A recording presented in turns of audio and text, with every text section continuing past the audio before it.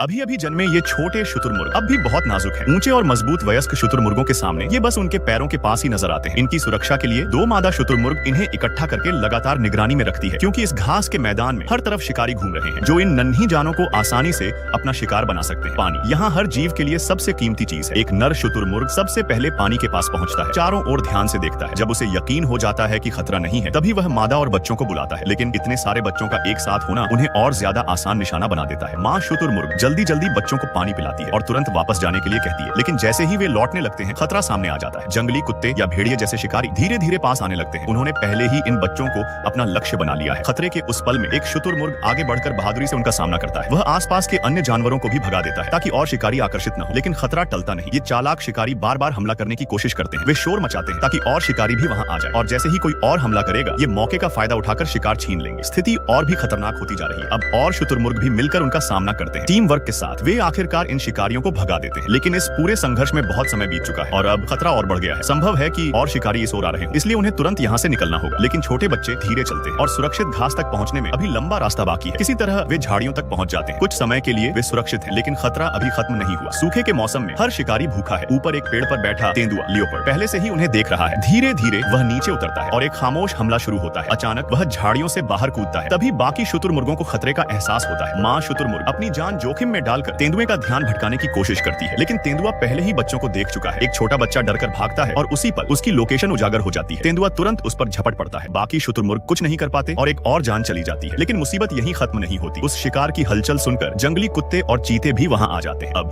तीन शिकारी एक साथ बच्चों की तलाश में है। माँ शुतुरमुर्ग के पास कोई रास्ता नहीं बचता। वह बस अपना ध्यान खींचकर बच्चों को बचाने की कोशिश करती है। कुछ ही दिनों में जन्मे इन बच्चों में से आधे से ज्यादा अब नहीं बचे। यही उनका सबसे कमजोर समय है और इस कठोर दुनिया में हर कोई बड़ा नहीं हो पाता। शुतुरमुर्ग माता पिता सभी बच्चों को बचा नहीं सकते। वे सिर्फ यही उम्मीद कर सकते हैं कि जो बचे हैं वे जल्दी बड़े हो जाएं।